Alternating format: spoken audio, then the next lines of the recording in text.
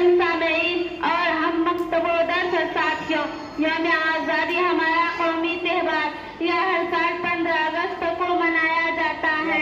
यह हम सब के लिए बहुत अहम दिन है।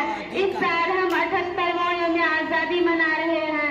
हिंदुस्तान को 15 अगस्त 1947 को आज़ादी मिली। इस दिन हमें अंग्रेजों से आज़ादी मिली। इस दिन कौमी परचम लहराया जाता है। इस दिन हम मुल्क आज़ाद करने वालों को याद करते हैं।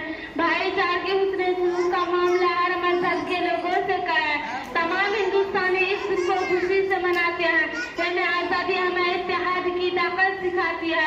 इल्म से इंसान इंसान है, इल्म से